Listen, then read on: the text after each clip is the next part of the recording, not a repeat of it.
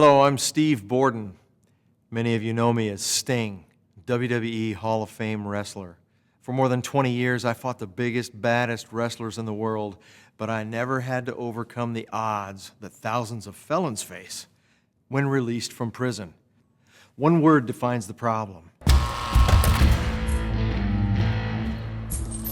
We have the highest rate of incarceration than any other developed nation. Over 2 million people in this country incarcerated in a correctional facility. 2/3 of them will return to prison within 3 years of their release. When I was working in the prison system, less than 10% actually reform, and that the 90% are just habitual criminals. Some of the larger state contracted halfway houses are more about money than rehabilitation. Normally when I think of a transitional house, I'm thinking it's going to be some rundown place. It's going to be nothing but drugs infested. It's going to be a whole bunch of drama. I tried to tell my parents that I shouldn't be at no halfway house, that there's more drugs and people involved in crime at these places. They live in a worse environment than actually what was in prison. The drugs are still there, prostitution's still there, they're still carrying guns, they still have shanks. So halfway houses are not really doing what they're supposed to be doing. One transitional house in Dallas, Texas, may have found the answer. It's a place, a home, called Forgiven Felons.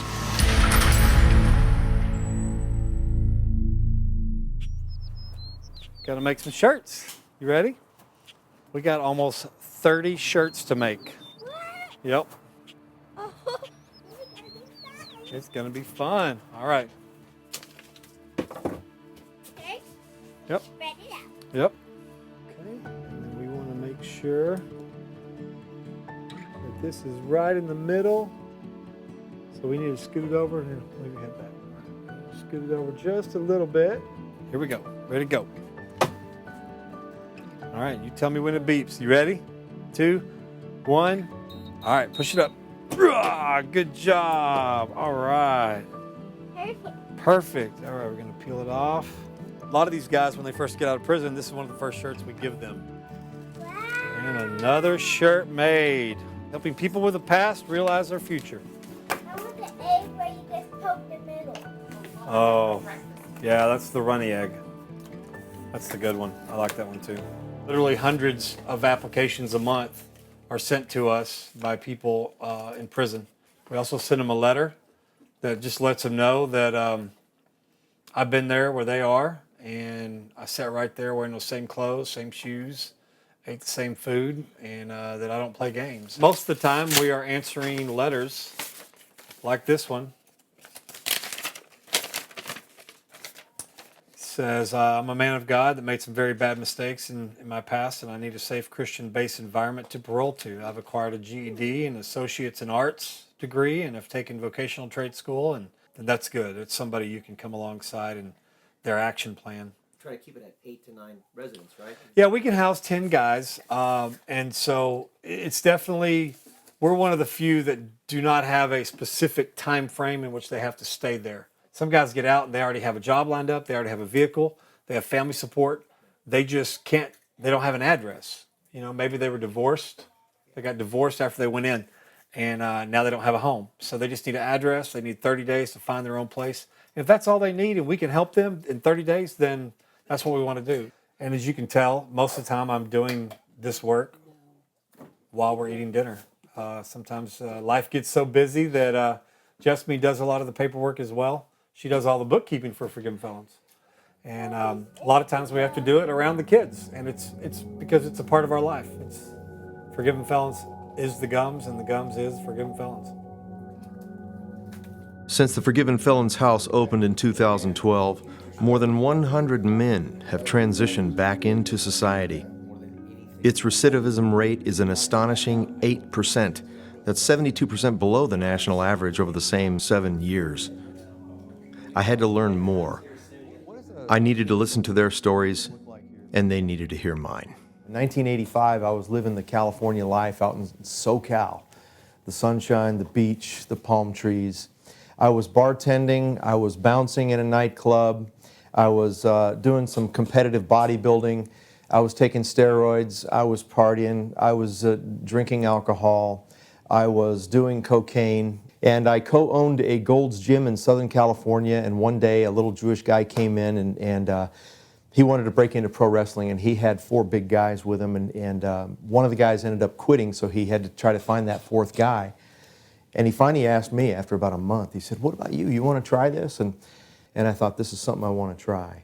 And so I got my foot in the door, and I became a pro wrestler. Within about a year, I was wrestling in main event matches against Ric Flair for the world title and some of the biggest names in wrestling. And I went after everything our world calls success, and along the way fell into every temptation that a man can fall into.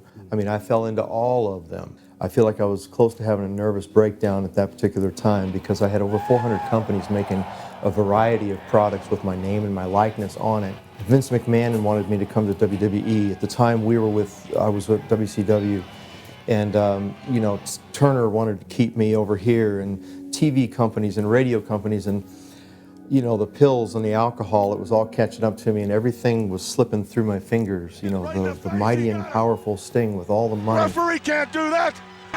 And I was confronted by my now ex-wife. She said, "Have you ever been with other women?" I couldn't lie to her. So I confessed everything to her. I said, "Yes, I have. I have done that very deed." And the pills and the alcohol all together. There was a whole lifestyle. I had so many skeletons in the closet that no one really knew about, nobody. I had my moment of truth with God, and I said, "God, there's no amount of money, no big pay-per-view match, no drug, no woman, no doctor, no nothing that's going to be able to fix me. And I have messed things up so bad, I cannot fix any of this, and I need something supernatural." And I know that was my salvation right there. That was when God began to move, and He gave me the best gift of all time for me. It was the gift of godly remorse. Worldly remorse is the opposite. Worldly remorse is the kind that says, "I got caught. Now I'll have to visit the kids on the weekends. She's going to get all the money. She's going to get the house and the cars and everything else." That's worldly remorse. The Bible says it produces death. Godly remorse is the kind that brings repentance that leads to salvation. I knew all of a sudden what my sin really was and the depth of it. And I began to turn my life around and teach. I introduced Jesus Christ into my family. And I was at the very peak of my wrestling career. At that time, I was the #1 most popular wrestler in the world. And I had so much money and so much power. I didn't need God, so I thought. So anyway, God totally transformed my life. The only difference between me and some of you guys is there was a physical set of bars that stopped you. Mine were invisible. They were spiritual, but I was in bondage and I was in prison. That's it. Let me ask you guys some questions here. How did you guys first find out about Forgiven Felons? I mean, how did you end up here? I felt like Christianity was forced on us growing up, and because it was forced on me, I didn't want it, you know? And so the summer between my 6th grade and 7th grade year, my parents come to us and say that we're changing schools and churches. Didn't give us any reason, didn't tell us why, and we were devastated. I really didn't want to be in Christian school. And so when we moved to this other Christian school, I went from just simply setting the school on fire in junior high to high school saw me trying drugs and alcohol for the first time. The first 30 days of my sophomore year, I never saw the lunchroom. In the sanctuary, underneath the stage, was a storage area. And me and my new friends would go under that stage during lunch, light up marijuana joints. We would just get high and get drunk. And by the end of that year, me and all of my friends got kicked out for a party we had after homecoming. You know, and that's kind of the story of my life. I just want to be accepted. I want to be accepted. And I thought alcohol and drinking made that happen for me. So I took that into college with me. And I ended up only doing 2 years at college because I was addicted to alcohol by that point. One decision can decide the direction that your life goes. And that one decision steered me in a direction that was very hard to steer back from. In January 1st, 1995, they passed a law in Texas that 3 DWIs became a felony. So I turned myself in at the advice of one of my pastors, and then I ended up being 2 years probation. So for 2 years, I didn't drink. I started going to church again. I was involved. I was even teaching some classes. I began dating a teacher up at the Christian school. I was serving the Lord. I was doing great. Everything was great. But then my girlfriend broke up with me, and the school said they had to let me go. It was at that moment I went to go smoke a cigarette, and that's when the devil was like, hey, look what serving God got you. You're already smoking. You might as well start drinking again. From that point on, summer of 1997, is when I made a conscious decision to forget God 100%. J-Dan was now in full rebellion against God, a choice that would soon lead him down an even darker path. I was a restaurant manager at a hotel, and I began drinking even more heavily, to the point where I couldn't even function. And so I finally lost that job because of that. And I found this job, this ad in the paper that said bodyguard/driver. On the door when you walk in, it says lingerie shows, bachelorette parties, and different things like that. And after about 5 minutes, I felt like I was in the middle of a prostitution ring, and I was talking to the pimp. I took the job, and I was driving females around who were, selling their body. I finally got out of that escort service business and began working my normal job again. Obviously, the sexual messages that we receive, growing up are really important, right? Or can be very impactful. So I do remember seeing my mom messing around with my best friend's dad and his mom with who was then stepdad, making out and swapping or whatever. My dad's no longer out of the picture. My mom has a new boyfriend. And I think it was, like on my birthday, on my 13th birthday or something, he gave me a crate, threw me a crate of pornography, like a milk crate, little milk crate. It was like, happy birthday. The same time I got the milk crate of pornography was when I smoked my first joint. By the time I'm 15, 16, obviously we're high school and there's a lot more recreational stuff going on. We stole a lot of beer. We'd go in stores and just stack up on beer and run out. We did a lot of that. We did that every night. I'm not knowing who I am as a young man and trying to find myself. And at this point, alcohol, drugs, pornography, all these things are just regular, everyday living. And I had a number of a guy that I knew was stealing cars and making money. He was living life fast. I called him that day and I told him, pick me up. I want to go out with him. And so I did. It was just another level of crime. We could have places at any time of the day, 24/7, and we could take anything stolen and get money. And it was at that time when Jeremy's friends introduced him to cocaine. I just knew something was super dark and wrong about it. Even though I was smoking weed and drinking beer and stealing and doing acid, I just knew something was different about crack cocaine. But yeah, so I did it, and it took me away. It took me away from everything that I was struggling with, everything I didn't understand, everything that I didn't like about myself. And all we did was chase getting high and stealing, and that was the life we lived, running from the law. I actually got clean and sober for 4.5 years at age 22. And that's when, my conversion began, I guess, or, when it happened. And then I ended up, backsliding and going back to the old life of alcohol and drugs, and then eventually back to crime. Jeremy's addiction to sex and pornography led him to a relationship with a prostitute. They even lived together for several months until he was arrested on drug charges. Jeremy went to jail, and she went back to the same street corner where she worked next to a gas station. That convenience store was right around the corner from the jailhouse there, the city jail in Grand Prairie. When I got out, after a couple of weeks, I didn't have a nickel to my name, nothing. And sure enough, when I walk around her, who's there? She's right there, working that same station. She kind of shunned me, treated me as if she kind of didn't know me, or like, I'm done with you and you have nothing for me kind of thing, and which was to be expected. Hey, you got a light? Yeah. So how much it cost? $500 a night. 500? Yeah, either you got it or you don't. Well, I don't, but you're still gonna come home with me. Excuse me? I Yeah. don't know. You okay? Hey, man, who you think? Get out of here. Don't you ever touch her again.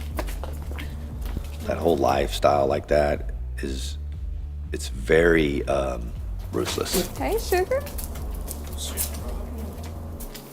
Can you stop? Thank you would be nice. Our girl's got bills to pay, so, no thanks. I thought you stopped. And I thought you were in prison. She's looking out for herself, and, you know, I was just another sucker, another victim. Right. So what do you want? Because it's $500 a night and I'm done doing you favors. And out of pity, I think she gave me a quarter to use the payphone over here. And she had some donuts, and of course I haven't eaten. I think she gave me a donut. And it was basically like being reduced to a crust of bread while I was reduced to a quarter and a donut. The phone around the corner. Call someone. The realization hit me at that moment that I gave up everything. I committed aggravated robbery. Me and this guy, he was just some guy that I was manipulating from the streets. I mean, I was also selling drugs out there, and this guy was a guy that I was selling drugs to. So you got this tonight? Yeah. All right, cool. So who we gonna hit tonight, man? Anyone we want. This whole block right here, it be full of old rich white folk. And he knew the day that they come out, and so we caught them coming out the house in their cars. Hey, man, look. Oh, yeah. There's a whole lot of money right there. Wait till they get in the car. The guy actually had the gun. Let's go. And point blank, put a gun in their face. Jerry was arrested a month later for a crime he thought he got away with. When the detective was questioning me about if you didn't commit this robbery, then who do you allow to drive your car? And the only somebody I was thinking about was my brother. I said, well, my brother Rick is the only one that I allowed to drive my car, not knowing that I'm instigating him into the crime. And when the victims claimed the thieves looked like brothers, Ricky was picked up. My mom come calling me saying, Jerry, you need to get back down here in Dallas. They done arrested Ricky for a crime that you committed, and you need to come down there and make this. Hold on, Mama, what are you talking about? I know Ricky has not done the robbery because I committed the robbery. But I knew that Ricky had been in trouble with authority before, and he would know how to deal with them. I should have sent him right back to you. Yeah, you better. Ricky sat in jail for 2 weeks waiting for answers. And because he had a prior criminal record, he was an easy target for investigators. My parole officer brought me the police report that said me and my brother. Then I knew I was in trouble. We was in a jail a whole year before court time came. I wrote letters to that detective. I wrote letters to the district attorney. I wrote letters to the judge. Don't allow this to happen. I said, I know what my past is. I said, I know that, in y'all eyes, I probably fit this crime. They never answered. They never came talk to me. Ricky received 2 life sentences for a crime he didn't commit. The judge gave his guilty brother Jerry 3 life sentences. When they gave us these life sentences, when he came out the courtroom, he came to me and said, Jerry, I want you to know. And what you did was stupid. I know. But you know what? You're my brother. And nothing you can do will ever change that. God has a purpose for me in your life. I'm like, are you crazy? You mean God was with you? What type of God let you go down for something you didn't do? Man, I don't know. Maybe so I can keep an eye on you now. He had found Christ in the county jail. I didn't find Christ till 10, 12 years later. So I didn't understand nothing he was telling me about of what Jesus, what God was doing in our lives. I just couldn't understand it. I was destroyed. I wanted to get out of his face. I wanted him out of my face because I didn't know how to deal with it. I had messed up so many people's lives. Both brothers would spend the next 22 years behind bars before they would be eligible for parole. Like thousands of other New Orleans residents, Brian's world was turned upside down by Hurricane Katrina. At just 19 and looking for a fresh start, he got married and joined the Air Force. Brian excelled, and his new life looked promising. However, my wife could not cope with the military. She wanted to go back to New Orleans. And so I sacrificed my dream and got out of the military. And what I did that for, that's when I went back downhill. A few months later, in October 2008, the economy collapsed under the worst recession in 25 years. I lost my job, got laid off from a great job. So I was searching for a job. They gave me excuses like, you overqualified.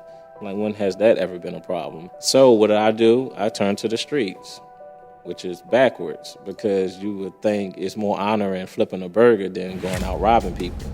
As a younger teen, Brian had 3 minor theft charges, which had all been dismissed, but this time was different. He was now planning more dangerous and life-threatening crimes. Man, it's kind of And crowded. that's when the warning signs began. Nah, it's not that bad. You sure you don't want to do this another night? The day before Another I did night? the crime, I remember talking to my mom, and she was like, baby, I don't know what you're involved in, but I know it's not good. I had somebody that's in the game. This dude, he sell drugs, he out there, he doing his thing. He even told me, he said, B, I see you, slow down. Now, you know it's bad when somebody that's doing dirt, he's in the game too, but he's trying to warn you. Brian's crime spree spread now to Texas, where one night he robbed a cash pawn store in Houston. You, feel it right now. Get on the ground right now. You know what this is. You face down, hands up. Get up. You come with me. Where is the safe? Hey, sit down. Is it back here? Where is it? Move. Hey, start filling Made them forcing them to give me the money, open up the safe. You know where it's at. Do you want me to blow your brains out? He's telling the truth. Shut up. Where's the safe? It's right there. Open it up right now. I don't know the code. Type in the code. Brian panicked when the cashier failed to open the safe. Hey, you, what are you doing? Beat the managers and the cashier, beat them severely, pistol whipped them. I ran away without the money. Still didn't get the money. I ran away. And Houston police were hot on his trail. Within minutes, Brian had nowhere to run. All right. I surrendered. I tossed my gun. I surrendered. Had my hands up in the air like this. God got a sense of humor. And I had my knees on the ground. And I said, I surrender. And just as I said that, a cop came around the corner and fired shots at me. You're not supposed to miss that at all. He missed. God took that bullet for me. I didn't see it then. I was still too stuck in my sin, my mess, and I was just angry, like, I can't believe he shot at me. I wish I had my gun. And had the older officer in the driver's seat, and he asked me, he looked in the rearview mirror, and he said, I don't understand. I don't understand you. Why did you do it? And at this time, I don't believe in talking to cops, so I don't want to talk to you. Just real arrogant. And he's like, that's okay. You might not want to talk to me, but then he pointed up to the sky and said, you're going to have to talk to somebody. One day, you're going to have to talk to somebody. And I never forget that. In 2009, Brian was sentenced to 14 years at the Beto Unit Penitentiary in East Texas. He was paroled in 2017. By his late 20s, Shannon Teague was executing a complex criminal operation that took common burglary to a whole new level. Well, this spot right here, it brings back memories. As you can tell, this is a big corporation, big long warehouse. Me and a couple different buddies used to break in these buildings when they were empty and take the copper wire out. Over a 6-year period, Shannon and his team burglarized more than 20 buildings. I would actually break in a building and wait for the police to come, and I'd be hiding in the attic. Blacksburg PD, is everybody there? Let the police come in there, shine their lights, and I'm laying in the attic until the police leave. So when they left, they reset the alarm, so then I'm safe in the building for 2 or 3 days. The alarm didn't go off till I left. With the police gone, they had all night long to clean the place out and leave behind plenty of collateral damage. Me and the guys went to work in here just tearing the wires out of the ceiling, and the first section was 3 days. You were in there inside for 3 days? Mm-hmm. Just camping out, basically? Yeah, we'd stop at Home Depot. We'd get water jugs, ice chest, Gatorade. The next day, Shannon would find a local scrapyard and turn the stolen copper into cash. Throughout years, I probably made several hundred thousands of dollars just on metal alone. The high from the drugs was one thing, but the high that you got doing jobs like you did here at this warehouse was the high of all highs for you. It was almost like an addiction. Once you get high, you're always set out to do something, and Mine was breaking in places and making as much money as I could possibly for the next high, the next event. You mentioned when we pulled up, you said this is the first time I've been here since it happened. What does it feel like to stand here now and see that building? I got goosebumps right now, you know, because the Holy Spirit's put it in my, you know, in my heart to share, you know, my events, to help others, you know, along the path. And anything that I can do or say to encourage anybody younger or in the same situation as me, and God's for real, you know. He's put me here, and I'm proud to be here. Thank God for second chances, right? Amen. Yeah, amen. At age 16, I went to a youth center, and I spent 7 months there. And I turned 17 in there and everything, and was getting my life together. I come back out thinking I'm gonna do everything right, get back in school and everything like that. But I got out with the same mindset. I fell back into the same bad pattern, same bad company and stuff like that. And one of my homeboys introduced me to a loaded gun. And he's like, hey, Kerry, man, look what I got. And he said, what can we do with it? And I was just kind of looking at him like, well, I don't know. I said, man, I guess we can go rob a store or something like that. So you were gonna rob this, what was it then? I can't remember the name of it. I think it was just some kind of little quickie mart or something like that. Convenience store or whatever. Some kind of convenience store. Okay, so who are you with? Me and 2 homeboys. And your plan is? Our plan was just go in there, get some money, get some little snacks and stuff like that, and go on about our business. I remember, wait 30 seconds before go in and stock up. We got it, bro. All right. So how did it go down? I was supposed to go in there with my face covered up and everything like that so I could never be identified and we do it and leave. Instead, I went in there barefaced and just kind of walked in and just told the man, yo, give me the money. Hey. Give me the money. Hey, I don't want any trouble. No, Okay? I don't care about none of this. You talking, just give me the money, I don't man. want any trouble. Don't even think about doing that, bro. I jumped over the counter, the register's open. I went to get the money out of the register. My homeboys came in with duffel bags, scooping snacks off the shelf. And before I left, Shut up! Golly! I didn't want him to get up and call the cops too soon. Because I know it's late at night, 11 o'clock at night, cops are just going back and forth. One of them could be in the area and they can catch us real quick. And I'm sorry. I decided to shoot him. And you shot him? Yeah, I shot him. And then we ran out of the store. He's laying face down on the ground, like you told him. Just like I told him. Spur of the moment decision, you shoot him in the back? In the back, yep. And then what?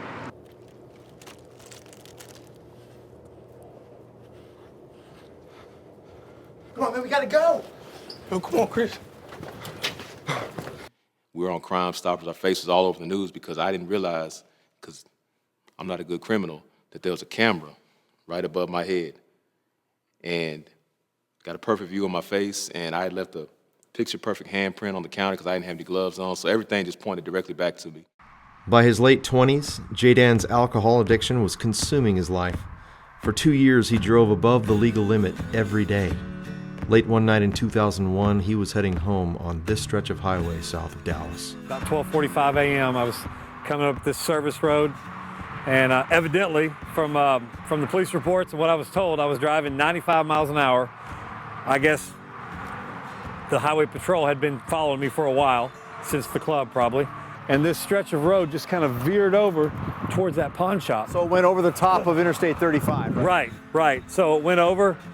I did not make that turn and began the tumbling down this embankment. And I was thrown out at some point. I was thrown out. I got glass in my arm and landed in the dirt. Okay, I saw pictures of that vehicle that doesn't even look like a vehicle. It's just twisted metal smashed. Nobody could have survived that. And the officer called my sister that night and said, because he recognized the van I was in and he knew her, and he called her that night and said, "You need to get up here. I think your brother's dead."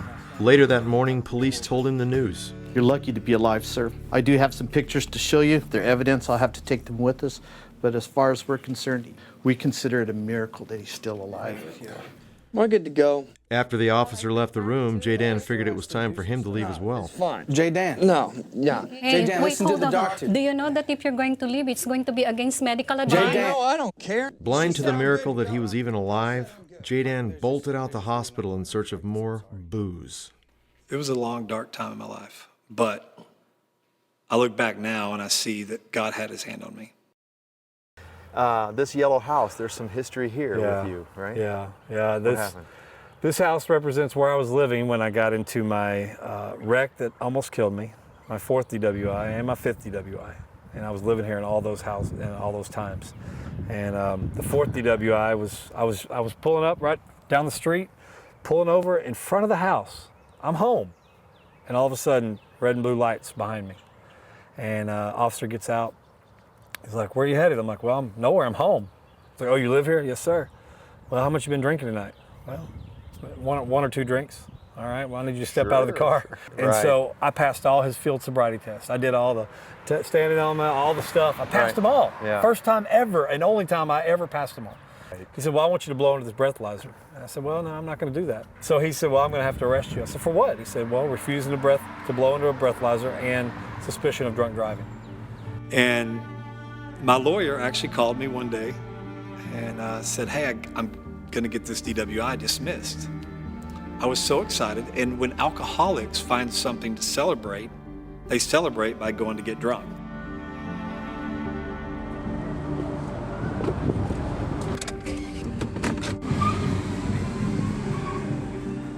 And so that same day that she called me to tell me that my 4th DWI was going to be dismissed, I got my 5th DWI that night.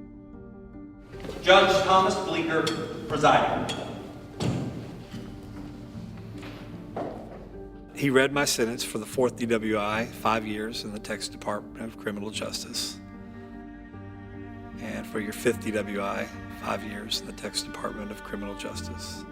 And Judge said, "Mr. Gumm, I don't see a very bright future for you." They revoked my bond. I'll see you in 2 weeks, Mr. Gumm. And my heart was so hard at that point that even the tears of my own family did not even move me. I was 17 years old, and they sent me to the county jail. It's just still hard to believe. You know, I'm doing 3 years in prison. I spent 18 years on the pilots unit, LC pilots unit. I did right at 5 years. I spent my 18th birthday in the county jail, regular rehabilitation, and then when I went to prison, I was 26. I did 8.5 years in the prison system. That was my first real time in prison, and my last. I'm not going back. And I used to always worry about how was I gonna live once I got out. And I said, "Lord, I don't want to get out here and see guys and come back to this prison like I see guys do. I want to be the man to carry your word."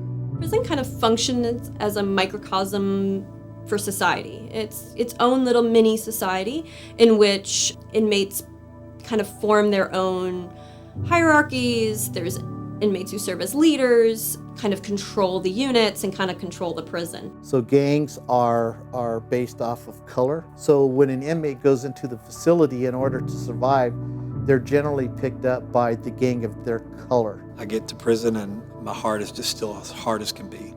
And immediately, you know, because of the way I look, I immediately begin getting questions asked about, do I want to affiliate with certain racial groups in prison? One of the primary risk factors for individuals incarcerated is loss of their primary social support on the outside. So when an inmate gets divorce papers, their spouse wants to leave them, their children doesn't want anything to do with them, their parents have given up on them, the loss of primary support can trigger individuals to experience suicidal thoughts. And he told me, he said, "Man, your mom said for you to have these letters back," she said, "She doesn't want anything to do with you." She said she doesn't know who you are. She said she believes you're a sociopath and that I deserve all the time that they can give me because she didn't raise any child that would do something like that. So my first couple of months in the county, I'm 17 years old. I have no idea what I'm facing, but I'm just now realizing how serious it is and that I might never get out of prison. And now I don't have any family support. Cause I had so much anxiety and stress on me, I couldn't even breathe. Because at one point, I was piping pills. I don't even know. You got medicine, I'll take it. You know, I was just taking people pills because I wanted out of it. But God, you know, He kept my mind and sustained me in that place. It was all of a sudden, I was in the penitentiary at the time. And when my mother actually died of a brain tumor, my mother passed away then, so when I got out, that was probably the third or fourth time I got out of the penitentiary. Because I've been 5 or 6 different times. I've actually just in and out from year to year. I had to be broken, you know. and I had to repent. I had to turn to God. But it was weird for me because I was turning to God to make peace with him, but I still didn't want to live. You know, I was just trying to get things right with him, but I wanted to die. And he forgave me because I felt the pressure come off of me. I said, Lord, I said, it's two things that I ask that you do for me. As I serve you in this prison, don't let my mom die while I'm in this prison. And let my wife be waiting on me, because I was madly in love with my wife, and I hadn't been with her but 6 months. Today, I'm still with that wife. Today, my mom is still living. And God did everything that he told me he was going to do. I felt that assurance. I knew that I was forgiven, and he just put it in me like, no, you ain't getting out of it that easy. I have a purpose for you. I love you, and I'm going to be here with you. I'm going to show you who I am through this process. I think really this last go around the penitentiary, just being alone with myself in my cell and having my Bible and being able to turn to scriptures and talk to the Lord. I've got a good relationship with him now. And he gave me that word, and from that point on, man, I just began to feast in the word of God. Like, you know, I had to hold on to scriptures that say you are more than a conqueror. I needed that at the time. I needed to know that I can conquer the situation. I needed to hear things like nothing can separate you from the love of God, because I've been separated from the only love I knew, which was from my mother and from my son. So I needed to know that somebody loved me, and he said, I will never leave you nor forsake you. I needed that at that time. You see what I'm saying? So those scriptures became real to me in that place, and that's all I had to hold on to. I get to prison, and my heart is just still as hard as can be. But on September 18th, 2003, I got into a fight. And I was in ADSEG for 8 days. And they strip you of everything. They strip you of all your clothing, your property. You go into the 6x9 cell, concrete, metal, and you have nothing. Each one of those 8 days, something happened. I had a conversation with God. I began to feel just the presence of God and the Holy Spirit just fill that prison cell. And I began to hear things from God. I haven't changed my mind. I still want to use you. You haven't done anything bad enough to make me change my mind. You know, two of the things that I knew I was going to have a hard time with giving up was the drinking Jack Daniels and the smoking cigarettes. You're gonna have to do something, hit the reset button. And I woke up the next morning and I felt like the heaviest weight in the world was it was like if you're lifting weights and somebody just takes the weight and lifts it for you. But God began to put me on about a year long, just me being discipled by about 2 or 3 other guys. Those 2 guys made parole. And then I began mentoring others. And then you hear, you know, the prison internet, you just hear it through the prison internet, you know, and the prison newspapers and stuff, and that people get out and they're back in. And when I heard the 2 guys that were mentoring me were back in prison, I was like, okay, God, if you anointed them to mentor me and disciple me and they didn't make it, what chances do I have? And I said, God, don't let me out of this prison until you know I'm ready to never come back. And he said, I'm going to put this dream in your heart. And as long as you pursue this dream, you will never come back in this same capacity. So he put that dream in my heart. And the dream was to one day have a transitional house ministry, whether it's a farm or ranch, and then now it's kind of evolving into different things and educational buildings. But he said, as long as you pursue it, you'll never come back here.